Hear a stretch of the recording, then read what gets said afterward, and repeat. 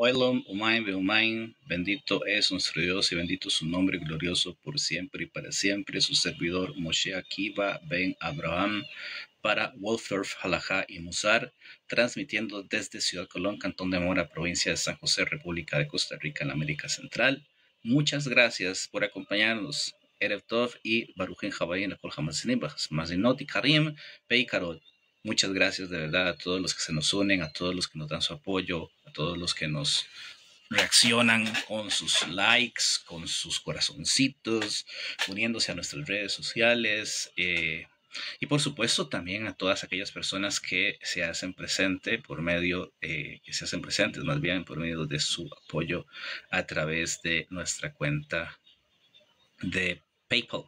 Muchas gracias de verdad, infinitas bendiciones para todos ustedes que nos ayudan y que pues de alguna forma creen en este proyecto de Zrat Hashem de judaísmo en español correcto para hispanohablantes, en español que se pueda entender, con el favor del cielo.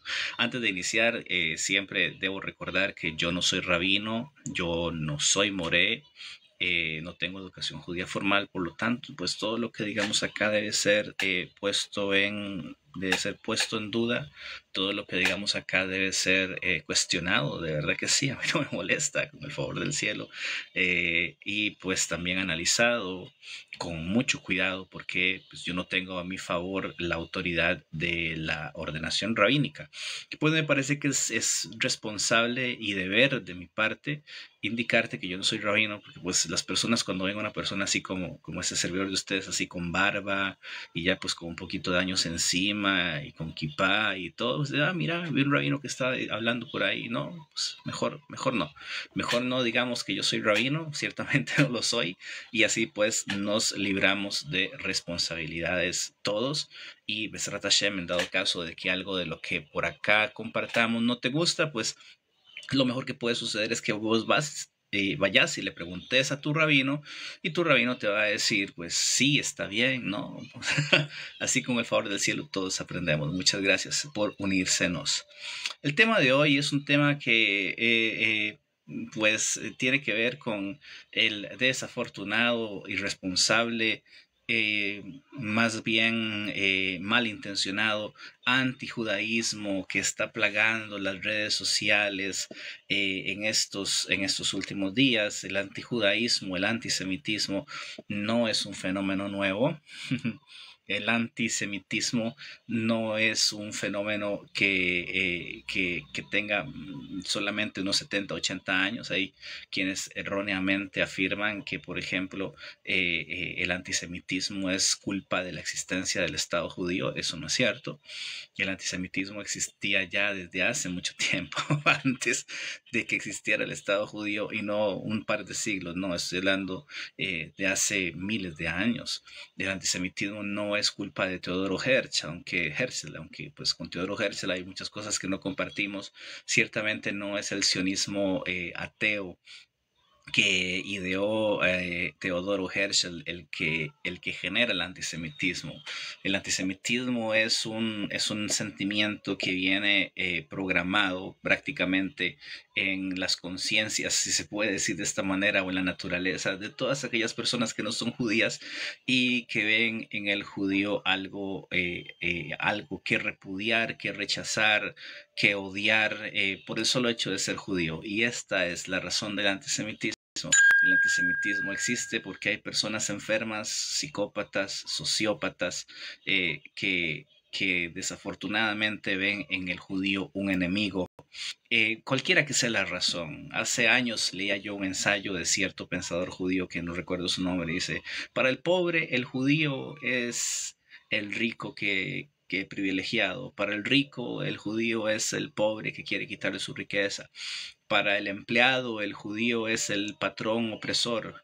Para el patrón, el judío es el empleado vago que no quiere trabajar. O sea, siempre hacen, en cuestiones de política, el judío siempre va a ser el opositor de los partidos políticos. Y cuando el judío está en política, entonces el judío es el ejecutor de políticas opresivas en contra del pueblo. O sea, nunca le vamos a quedar bien a la gente, nunca vamos a estar bien con las personas. Y prueba de esto es la cantidad de material antijudío, antisemita, judeófobo, que pues pulula desafortunadamente en redes sociales en estos días en función de últimos acontecimientos a los que no hace falta que yo me refiera, porque hay harta información y información muy buena. Yo, por ejemplo, recomiendo el material que genera el doctor Francisco Hill White. A mí el doctor Francisco Hill White no me paga con esto, pero me parece que su opinión de académico, erudito, estudioso, ¿cómo se dice esto? De autor en temas en temas de Oriente Medio y del conflicto a Israel e Islam es material muy sobrio, con proyecciones, con modelos de sistemas muy acertados, en donde pues el análisis que hace el doctor Francisco Hill White, que anteriormente él en su historia cuenta que él tendía a ser antijudío y antisemita hasta que empezó a estudiar. Y el estudio le sacó de ese sentimiento antijudío, antisemita, judeófobo que era latente en él. Dice, definitivamente el antijudaísmo, la judeofobia, no es otra cosa que producto de la ignorancia. Sí, y el antisemita, judeófobo, antijudío, siempre va a encontrar, siempre va a hallar en cualquier cosa la razón para manifestar su odio hacia el pueblo judío. Y hoy, pues, es el tema que nos ocupa. Hoy vamos a hablar de estos textos oscuros que trae el Talmud, a los cuales yo no me voy a referir exactamente, porque sí es cierto, hay un par de textos en el Talmud que de rabinos de hace 2000 años atrás que se expresaron de alguna forma despectiva, si se puede decir, hacia los no judíos de su tiempo.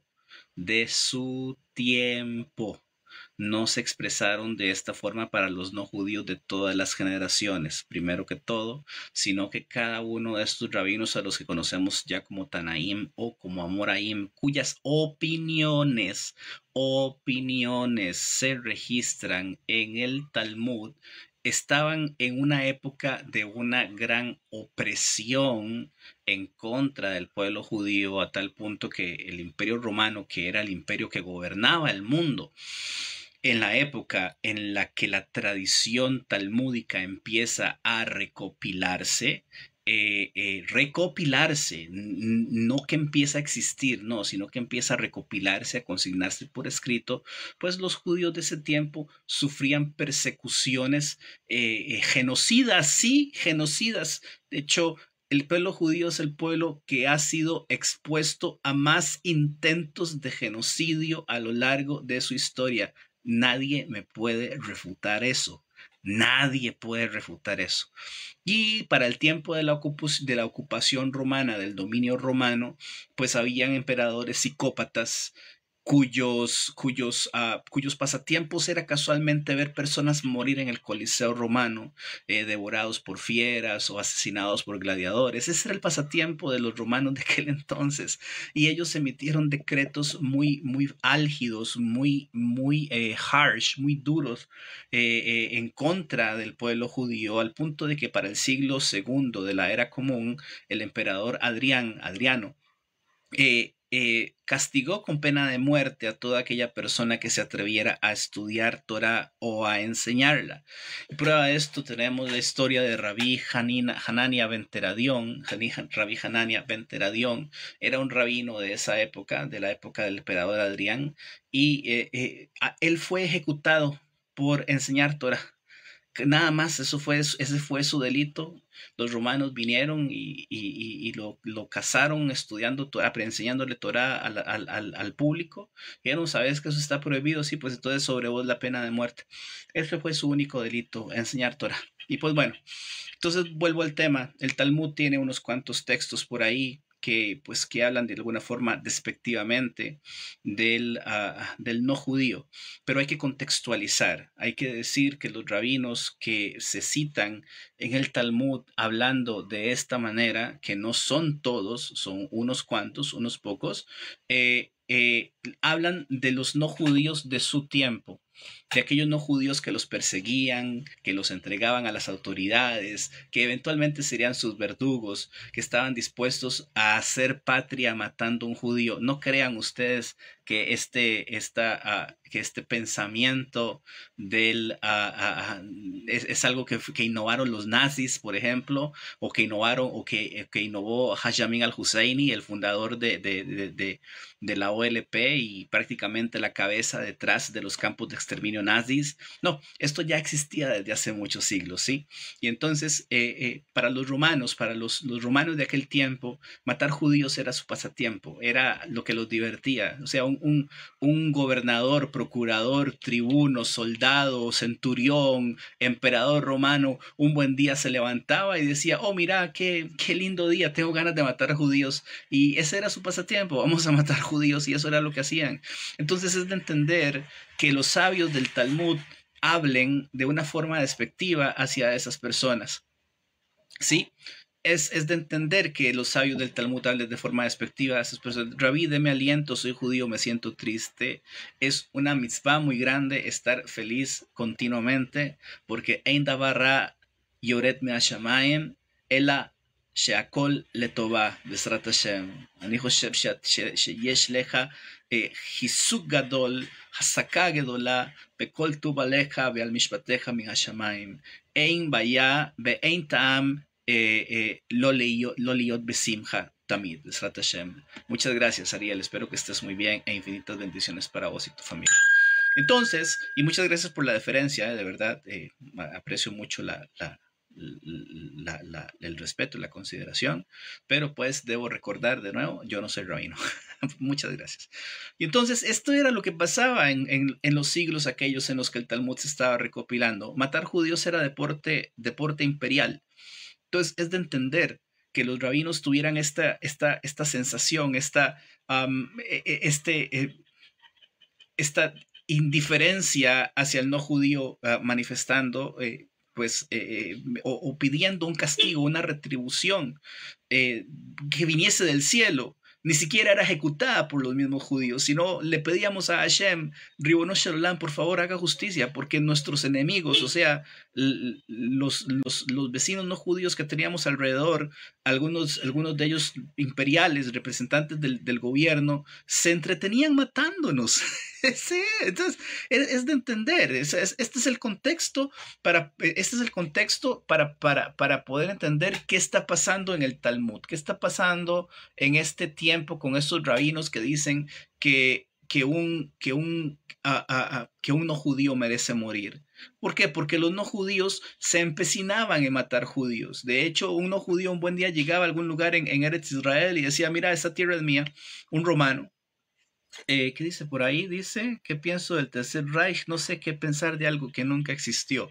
Walter, mi estimado maestro, ¿puede hablar de estos en su canal de YouTube para así poder guardar el vídeo? O sea, bueno, Besrat Hashem, yo cuelgo todo lo que hacemos acá, pero Besrat Hashem lo voy a dejar también en el canal de YouTube. Muchas gracias, Walter, por la sugerencia, de verdad, y te la voy a tomar en cuenta. Muchas gracias, de verdad. Entonces, era entender que los rabinos de aquel entonces clamaran al Creador y le dije, Ribono Shel Olam, ¿hasta cuándo vamos a tener que seguir soportando el vituperio de nuestros opresores, que no solamente se entretienen oprimiéndonos, violando a nuestras mujeres e imponiendo sobre nosotros trabajos forzados y tributos altísimos, sino que premian, de verdad? Si vos querías tener un buen lugar, una buena posición en el imperio, pues nada más tenías que ir y empezar a matar judíos en algún lugar del mundo y eso te iba a dejar muy bien. Y esta condición se sigue dando hoy día todavía. Lo que pasa es que Baruch Hashem hoy día tenemos nuestro estado y pues como que la población no judía se ha vuelto un poquito más decente. Además de eso, hay leyes, Baruch Hashem, que aseguran derechos humanos, pero para muchos estados, para muchos gobiernos, los judíos no éramos personas, no éramos seres humanos y nos trataban peor que a sus animales, ¿sí? Entonces, este es el contexto del Talmud. Ahora, Rashi, Rabbi Shlomo Itzhaki, empieza su comentario de la historicidad, de la cronología de la Torá, diciendo que la Torá no tiene cronología. O sea, la Torá no es de interés de la Torá darnos una secuencia ordenada de hechos históricos de una forma lineal. Una cosa pasó primero, la otra cosa pasó después, o sea, en un orden cronológico exacto. De hecho, podemos ver esto al principio. La Torah dice que Bereshit bara Elohim et hashamayim v'et haaretz v'charetz hayot tohu bohu beruach Elohim merajepet al penei hamayim. Inmediatamente después de eso, y dijo Hashem, sea la luz. Entonces, aquí hay un conflicto entre estos dos pesukim. Hay un conflicto cronológico porque Hashem creó diciendo Vayehi Or, que sea luz y fue luz, pero me estás diciendo anteriormente que ya existían que ya existía el cielo y la tierra y que inclusive había agua porque el Espíritu Divino vibraba sobre la faz de las aguas.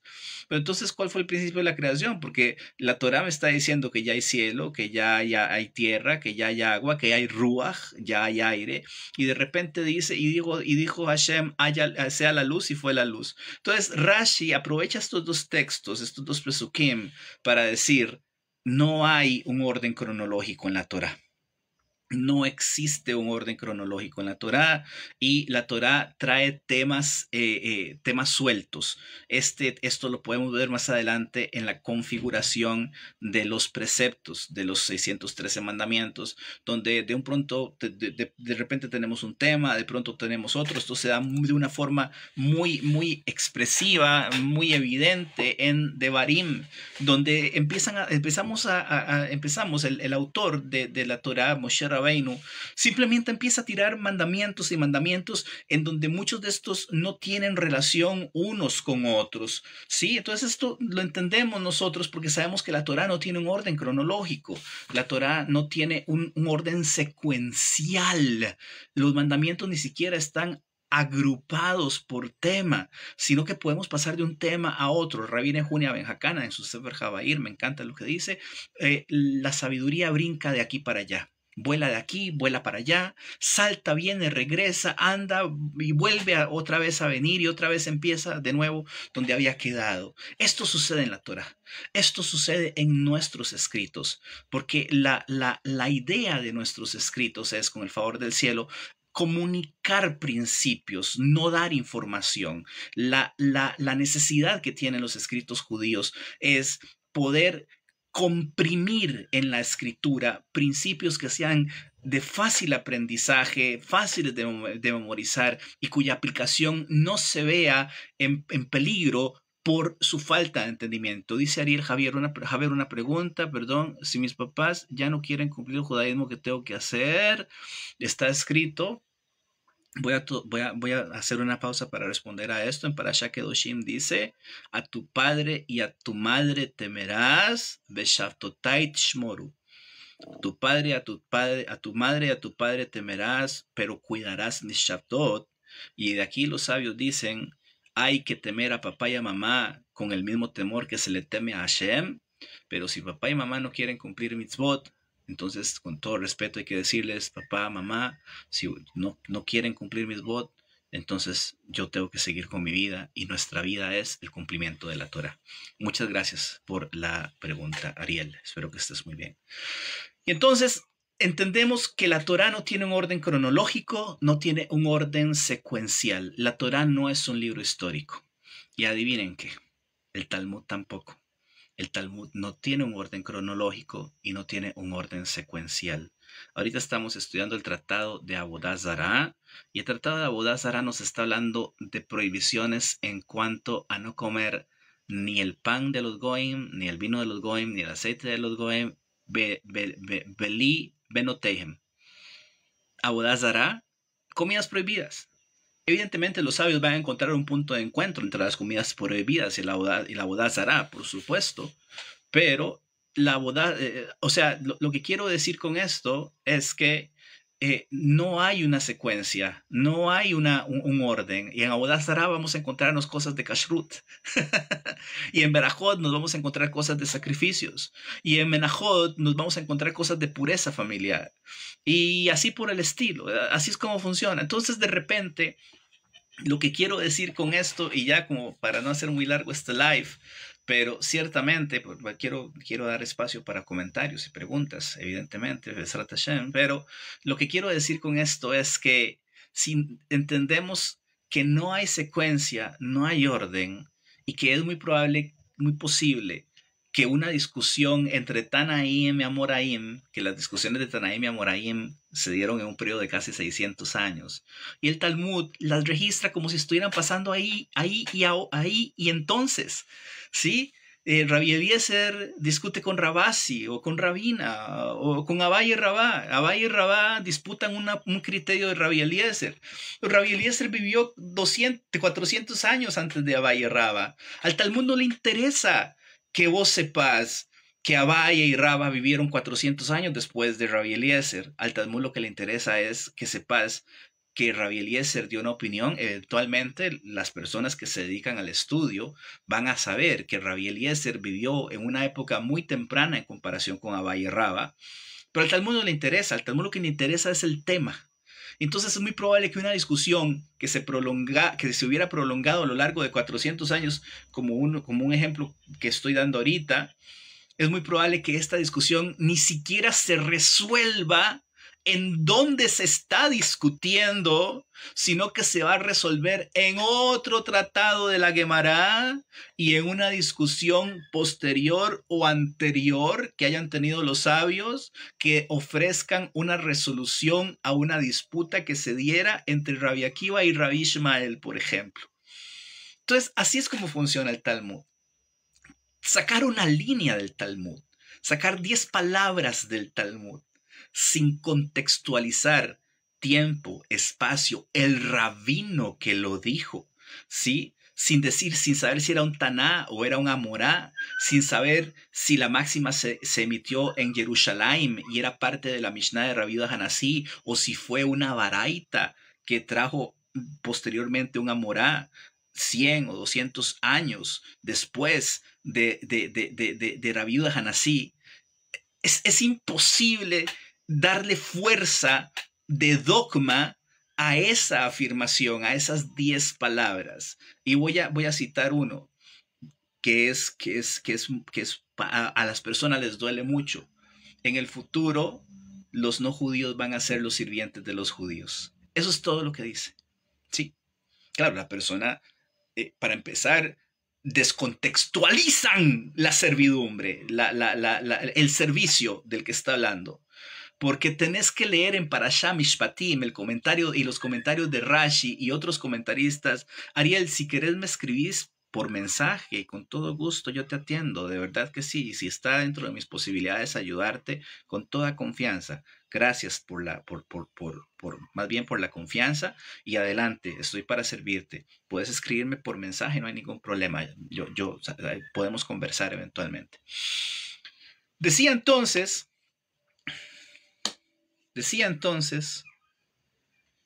que hay que entender el servicio. Hay que entender que esclavitud no es una palabra que exista en hebreo. Existe la palabra abodá.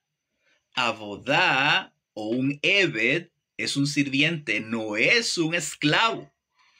¿Ya?